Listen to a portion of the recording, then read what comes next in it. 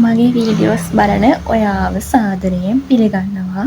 ඉතින් අද අපි බලමු ගෘහණියක් විදියට ඔයාට ස්වයං රැකියාවක් විදියට ආර්ථිකය ශක්තිමත් කරගන්න මගේ වීඩියෝ එක ප්‍රයෝජනවත් වේවි කියලා මම හිතනවා. ඉතින් අපි බලමු අද කොහොමද කිරි ටොපි හදන්නේ කියලා. කිරි කිසිම જાතියක් නොදා තමයි මේක අපි අද හදන්නේ. එතකොට ඔයාලට පුළුවන් ඔයාලා කිරි જાති කියන්නේ පිටි මිශ්‍රිත දේවල් ආහාරයට ගන්නව නම් ඔයාලට පුළුවන් පිටි කිරි මේස හැඳි දෙකක් මේස හැන්දක් පමණ දාගන්න. ඔයාලගේ රස අනුව ඒක වෙනස් කරගන්න පුළුවන්. ඊට පස්ව තමයි අනිකුත් දේවල් ඒ විදිහටම හරියාකාරව දාගන්න ඕන. මේ විදිහටම හැදුවොත් ඔයාලට වරදින්නේ නැහැ. ගින්දර මතක ඇතුව හරි විදියට තියාගන්න. ඔයාලට කිසිම රහසක් නැතුව මගේ වීඩියෝ එකේ මම අද කියලා දෙනවා හරිම විදියට. ඉතින් බලමු අපේ කේක් අපි හදන විදිය.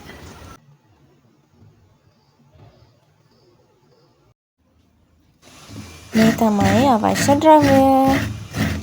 බලන්නකෝ අපි ඉස්සෙල්ලම පොල් ගෙඩියක පොල් තමයි ගා ගන්න ඕන. ඊට පස්සේ අපි ඒක බ්ලෙන්ඩර් කප් එකට දාලා පොල් වතුර ටිකක් අපි ඒකටම දාලා ඊට පස්සේ අපි බ්ලෙන්ඩ් කරගන්න ඕන.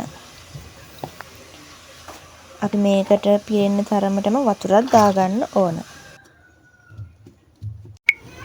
ඉතින් මේකේ ප්‍රධානම රහස තමයි ගින්දර. ගින්දර ඉස්සෙල්ලාම මුලින් අපි අර ඉස්සෙල්ලාම දාන ඉන්ග්‍රීඩියන්ට්ස් ටික ඒව දාගෙන ගින්දර ටිකක් වැඩිපුර දාන්න ඕන. ඊට පසුව ටික ටික මිශ්‍රණය හයි වීගෙන එනකොට ඔයාලගේ වචනයෙන් තමයි මම අද මේවා කියන්නේ. ටික ටික මිශ්‍රණය ඝන වීගෙන එනකොට ගින්දර අඩුම කරන්න ඕන. ගෑස් ලිපේ අඩුම ගින්දර ප්‍රමාණයට අඩු කරන්න ඕන. ඊට පස්ව තමයි මේක ඒත් අපි හැදි ගන්න ඕන.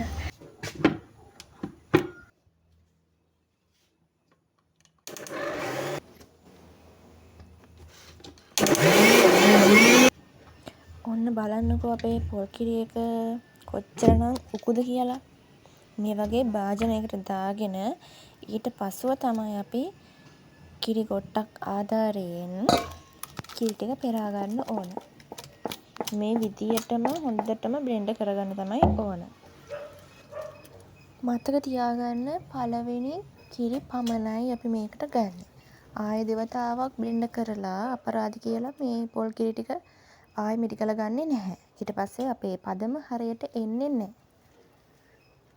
බලන්නකො උකු පොල් කිරි ටික. මේ තමයි අවශ්‍ය ද්‍රව්‍ය ටික.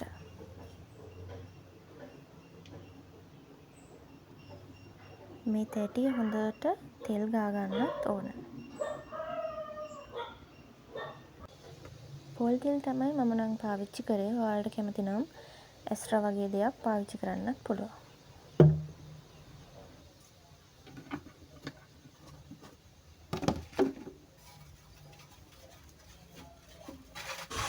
දැන් අපි භාජනය ලිපේ තියාගෙන ඒකට සීනි ග්‍රෑම් 400යි පොල් කිරි ටිකයි අපි ඒකට දාගෙන ඊට පස්සෙ ලුණු ඔයාලා රස අනුව දාගන්න චුට්ටේ දාන්න ඕන.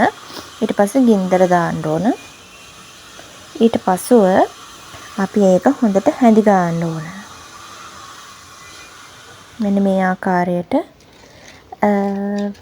පෝල් කටු හැන්දකින් හැඳි ගන්න. සීනි ටික දිය වෙනකන් හැඳි ගාලා ඊට පස්සෙ මේ මිශ්‍රණය හොඳට උතුරනකොට හැඳි ගන්න. නැත්නම් ආයේ උතුරලා පිටට යන්න බලනවා. මේ ආකාරයට පදම බල හොඳට හැඳි ගන්න තමයි ඕන. දැන් තමයි මේක හොඳටම උතුරන වෙලාව. මේ වෙලාවට නම් අපි මේ භාජනය ගාව අපි ඉන්නම ඕන. නැත්නම් මේක උතුරලා පිටට යන්න බලනවා. හොඳට බබුලු දාන ගමන් ඊට පස්සෙ අපි මේක බාන්න ඕන. මෙන්න තියලා ඒ කියන්නේ මිශ්‍රණය ටිකක් ඝන වුණාට පස්සෙ අපි එන සාල් ටික එකතු කර ගන්න ඕන. බලන්නකො දැන් පදම ටිකක් සීනි ටික ඝන වෙලා තමයි දැන් තියෙන්නේ. සීනි ඝන වුණාට පසුව අර අපි දැන් ලිපේ තියපු භාජනයේ වටේටම සීනි බැඳෙනවා. එතකොට තමයි මේක අපි හරියටම පදම හරියටම ඇවිල්ලා කියලා දැනගන්න පුළුවන් වෙන්නේ. බලන්නකෝ තාම මේක හැබැයි පදම ඇවිල්ලා නැහැ. මෙන්න මේ වගේ අවස්ථාවේදී අපි එකතු කරගන්නවා පාන් පිටි චුට්ටක්. පාන් පිටි හෝ හාල් පිටි ටිකක් එකතු කරගන්න. ඊට පසුව ගින්දර අපි අඩු කරන්න ඕන. යම් ප්‍රමාණයක් අඩු කරන්න. දැන් බලන්නකො මේකේ ලස්සන පාට ඔන්න දැන් නම් හොඳටම ගින්දර අඩු කරලා තියෙන්නේ. මේ වෙලාවේදී ඕනනම් ලිප් ඔෆ් කරගන්න පුළුවන්. අපේ තැටිය දැන් ලෑස්ති. අපි ඒකට මේ මිශ්‍රණය දාගත්තා. දැන් අපේ පදම හරියටම හරි. මේ වෙලාවේ නම් හොඳ සුවඳක් අපිට දැනෙනවා. ඒ වගේම අපි පාන් පිටි එක්කරේ මේකේ ප්‍රමාණය ටිකක් වැඩි කරගන්න තමයි. මං හිතනවා බලන් ඉන්න ඔයාටත් මේකේ රස දැනෙනවා ඇති කියලා. මොකද කිසිම රසායනික ද්‍රව්‍ය දැම්මේ නැහැනේ අපි. අපි දැම්මේ පොළුයි සීනි එන සාල්ලටයි.